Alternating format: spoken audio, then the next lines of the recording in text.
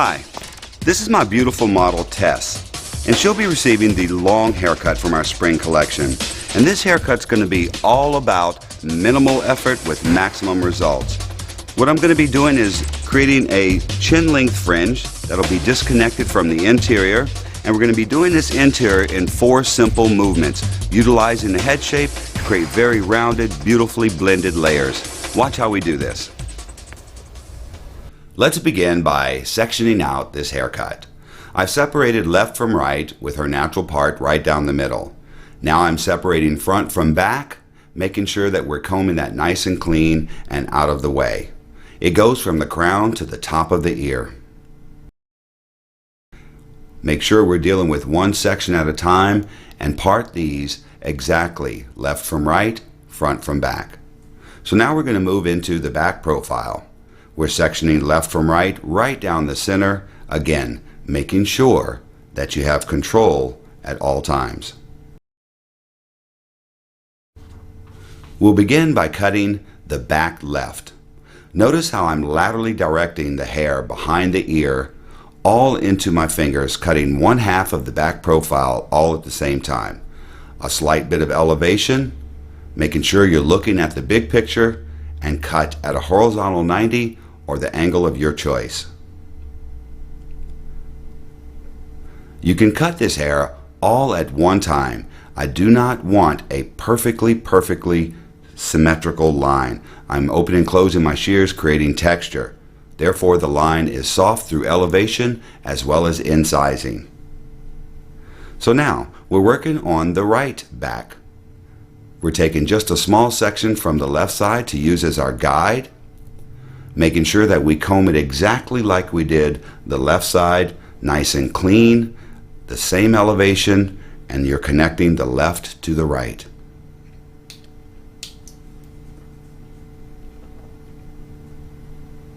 Look for your guide. As soon as it clears, there it is, and cut.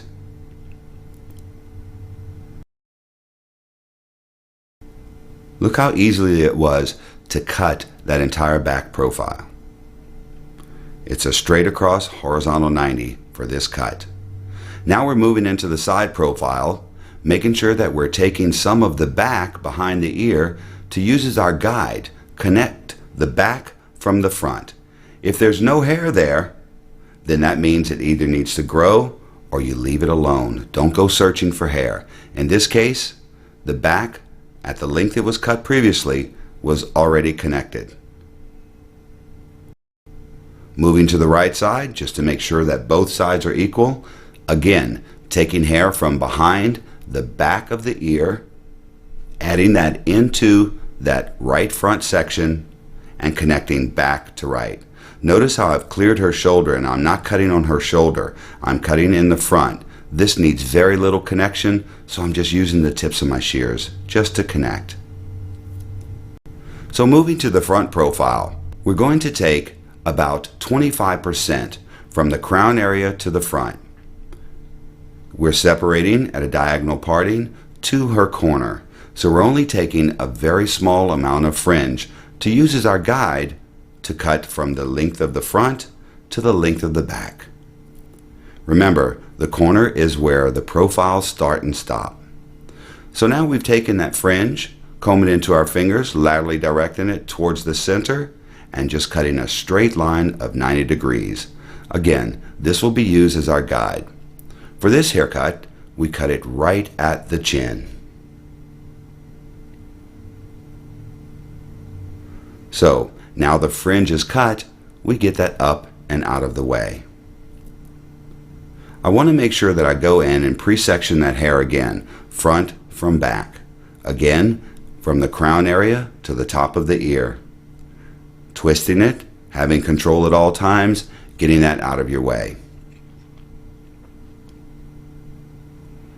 In through the back profile, again, from the center of the crown, right down the center of the back profile, separating left from right.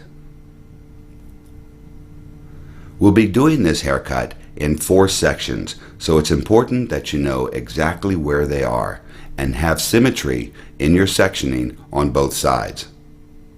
On her left side, again, from the crown to the top of the ear. Notice how easily this hair was parted. Practice your combing, therefore the cutting becomes much easier.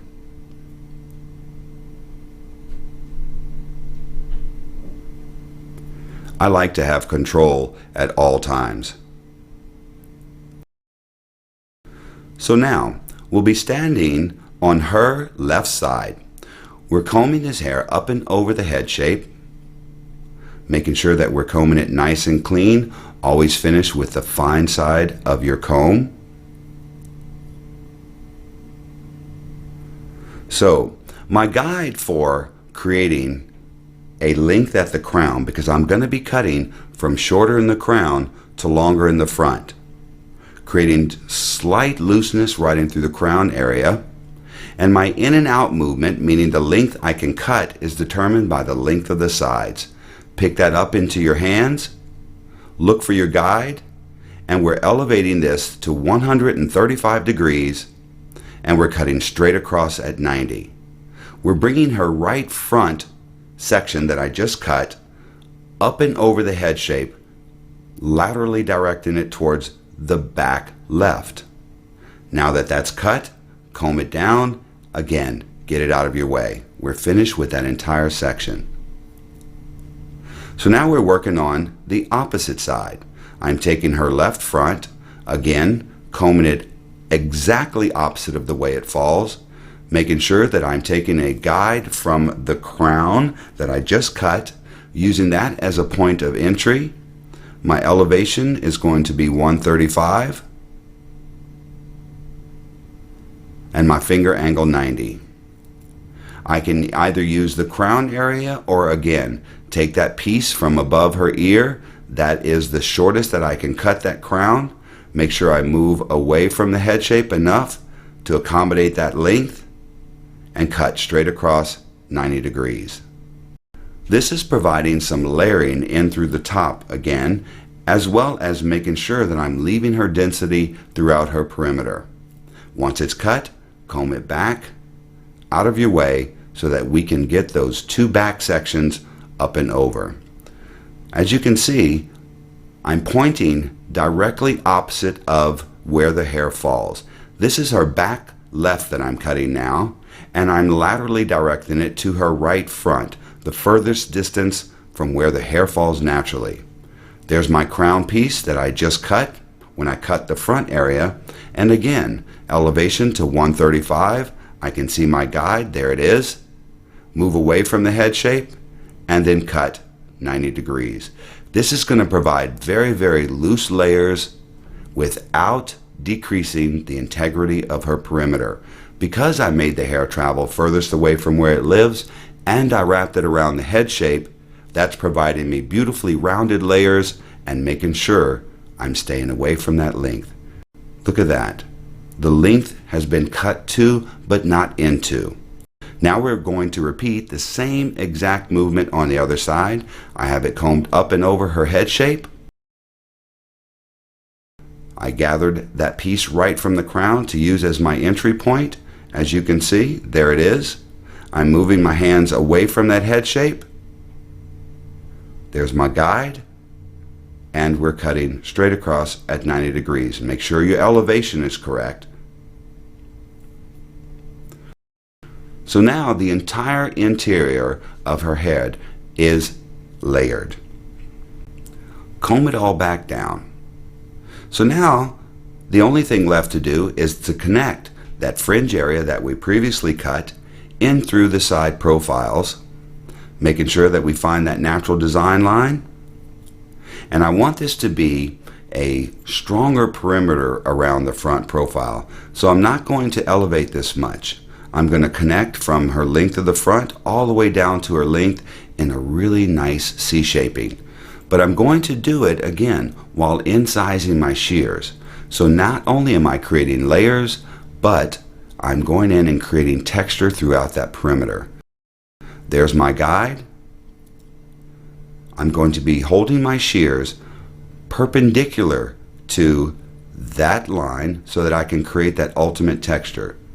Open and close your shears, working down towards her length.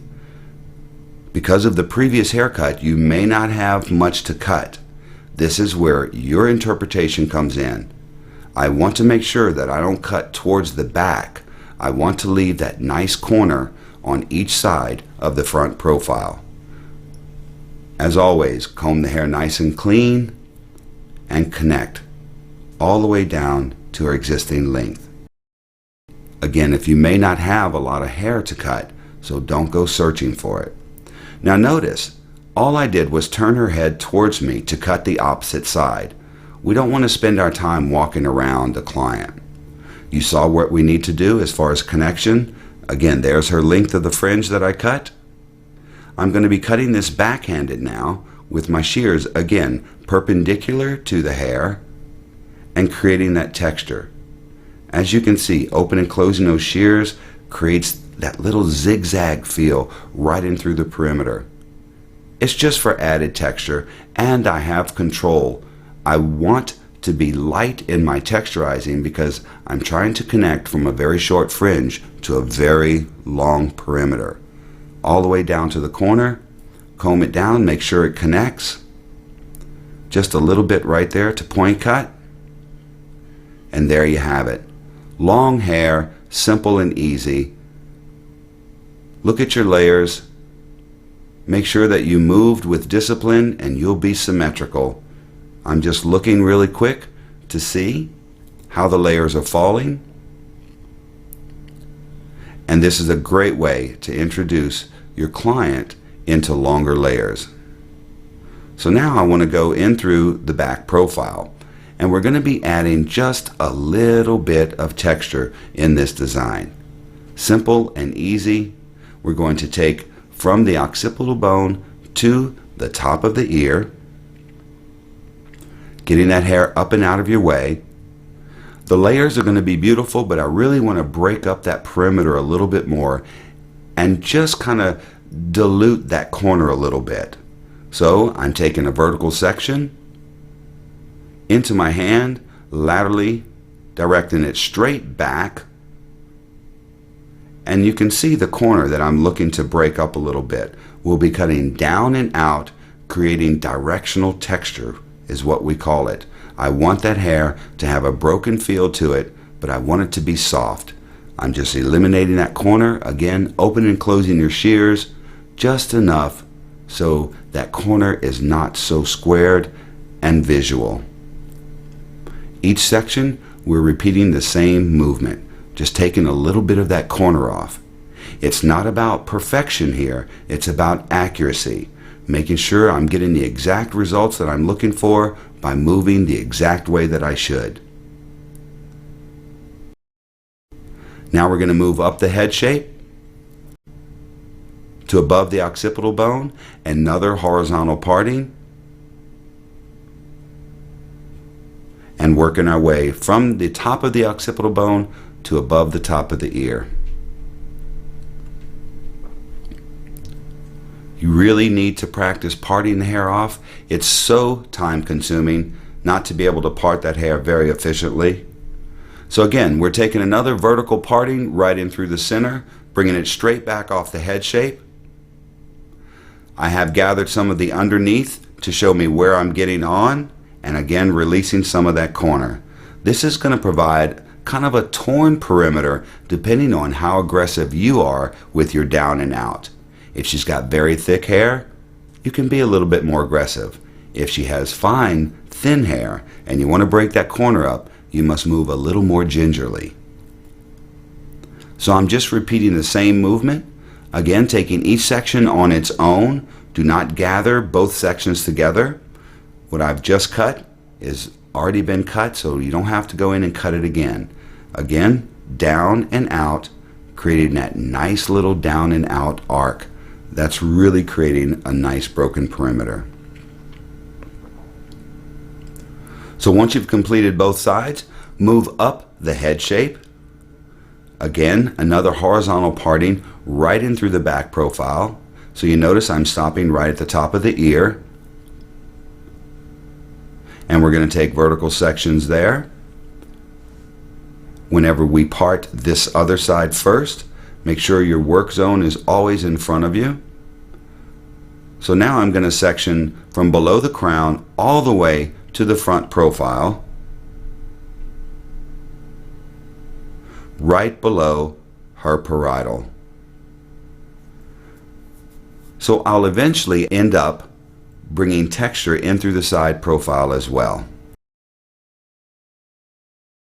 If there's not a lot of hair, see, there's very little there. I'm still working on that corner and just breaking it up ever so slightly. Again, nothing there to cut, then leave it alone. If you like what you see, you don't have to cut it. The layering that you see through these corners now was all done when we lifted it up and over the head shape. So if the texture is there, I'd rather be safe than sorry. Don't add too much. Wait until you blow dry it later. You can always add more. Repeat the same thing on the other side.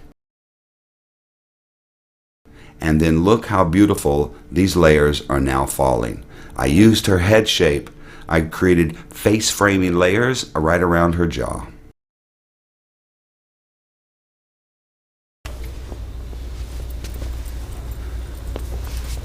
This looks absolutely fantastic. What I used to create this style was some of our Short Sexy What a Body Bodifying Blow Dry Gel, and I cocktailed a little bit of our Healthy Soy Renewal to help speed up the blow drying, add some moisture, and a little bit of shine. So I'm going to finalize it with some of our Straight Sexy Smooth and Seal, just to add a little bit of texture and separation, and of course a little bit of shine. I want to make sure I get this throughout the hair, so I'm going to flip her hair over, just so that I can get it all through the interior as well as the exterior and her ends. And the cut with the product will allow her to just flip her hair back and have just a great look. And we finish with a little bit of Smooth and Seal through the outside, put it in place, and let that natural style just show itself off. If you're looking for a little bit of extra hold, be sure and use one of our Sexy Hair hairsprays of your choice.